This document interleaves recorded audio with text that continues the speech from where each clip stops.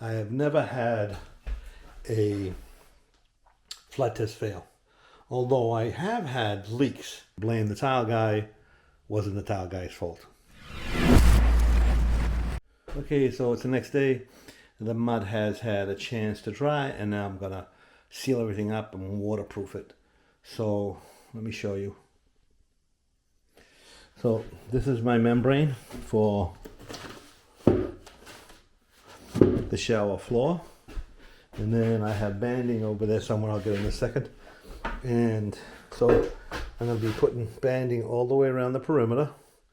I'm going to put it outside corner here and 4 inside corners and another outside corner here, and then I'm going to wrap the membrane all the way over and around to make this completely watertight. Once I do that, everything is going to be completely watertight, and then we can flood test it tomorrow, make sure there are no leaks. My name is Sal de Blasi. I'm a tile contractor in the business for 40 years. I don't give you my opinion. I don't do it how I was shown 40 years ago. I don't do it how I think it should be done. I do it according to industry standards. So if you want to know how to build a shower correctly, this is the place for you. So I got the banding and the inside and outside corners in, and I always put the banding down first and the corners down first, so that when I put the membrane down, I don't have to be on top of the membrane. I'm messing that up while I'm trying to put the banding on. And yes, the manufacturers say you can do it that way. Doesn't matter what order you put it in. You can put the banding in first, or you can put it in afterwards. Doesn't matter. You're going to get a lot of people that say, well, the water's got to shed, blah, blah, blah, blah, blah. It's not true. Don't even go there, because it doesn't matter. If the manufacturer says it doesn't matter, it doesn't matter. So anyway, so I got the banding in over here, up there, down here. I got all the corners in. And I'm going to fold the membrane up that side, and then I'm going to fold it up and around the curb here.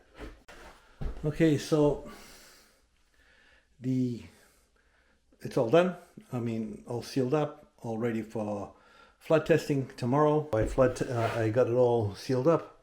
I actually brought the membrane. I had it, so when I use it, I brought it over the curb and onto the shower floor. There's going to be heated floor on here. So I also always put some water in the drain. So you want to make sure that when you're doing a flood test, that the test plug that you're using isn't leaking.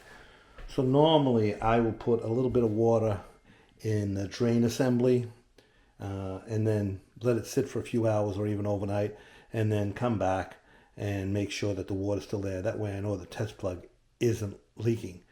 The last thing you want is for you to do a flood test and find that you have a leak, and then go crazy trying to find it, and it's a test plug itself that's leaking. So always make sure that your test plug is sealed and it's not leaking any water.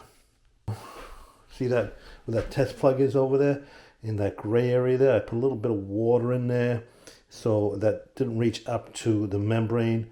So that way when I came back, I left it overnight. When I came back, the water was still in there at the same level, and I knew my test plug was fine. Now I fill the rest with water, and I mark the level over there.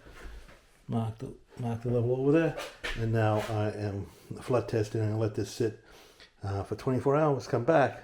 If the water is at the same level, then we're good. If it's not, then we have a problem. I have never had a flood test fail. Although I have had leaks. Well, they weren't my leaks. And the reason I flood test is that way I am certain there is no leak. So on a couple of occasions I had the contractor come in, and then the plumbers come in and they turn the water on, and then there's a leak. And I know there is no leak because I flood tested. So, and the contractor saw that it was flood tested, and I reminded, look, listen, we flood tested this pan. It's not my leak. So they look a little deeper, come to find out there was a fitting that was leaking. So they blame the tile guy. First thing they do is blame the tile guy.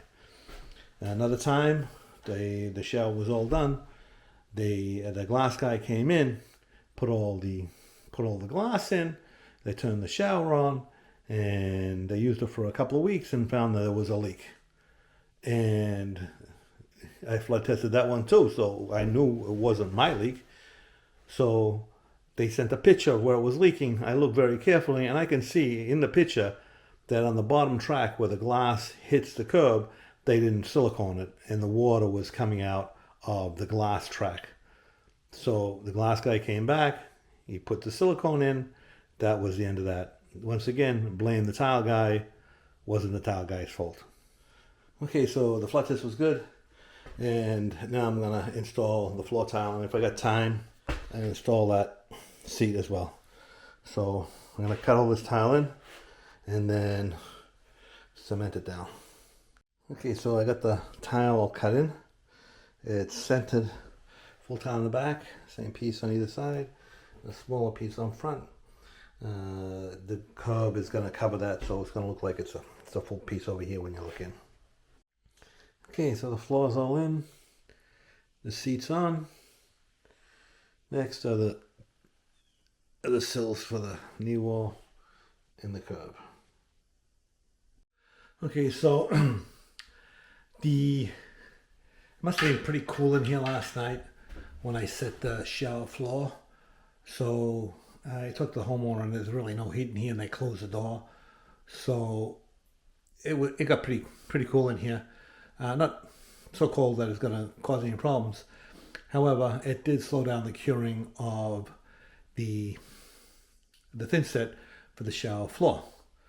So we're going to resolve that problem tonight. I'm going to put a little heater in the room with a thermostat just to keep it around 65 degrees. So let me show you what happens when the thin set doesn't cure and you try and pull the plastic off the tile. So there's plastic on here. On these tiles, there's plastic. Let me see if I can get a corner here somewhere. Yeah, there's plastic on here, and it's on there pretty tight. So when I went to pull that plastic off, I pulled up a tile here, and that just shows me that I got really good coverage, but it's pretty damp still. So I don't want to be walking on this tile and setting tile while it's still like this, because it could break the bond, and I'm going to have problems. So I'm going to let this set for another day. I'm going to reset this tile here, in here, when I set these sills. Okay, so I cut these 2 sills to length, and I polished this edge here so that it matches the top, and I polished that corner down there. And so now when when I set this will have a nice finished front. I don't want it to overhang here too much, and by the time I'm done with this, it's gonna overhang. By the time I get the tile on here and on this side here, the overhang on this side and this side will be about the same. So I'm gonna set these sills, reset that tile, and then maybe we'll do some layout. Okay, so the sills are on, and I got them taped so they won't move over there. I mean, you'd have to knock them pretty hard to make them move. And so it's level that way, and it's tilted that way, so the water will run into the shower, and the same with the curb.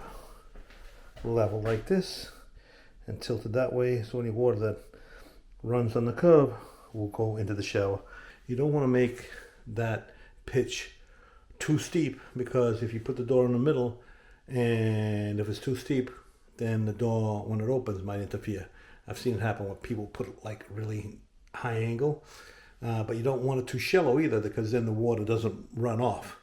So you want to make sure you give it at least a 1/4 inch per foot so the water runs off, but you don't want it really steep so that when you put the door on, it interferes with the bottom of the door.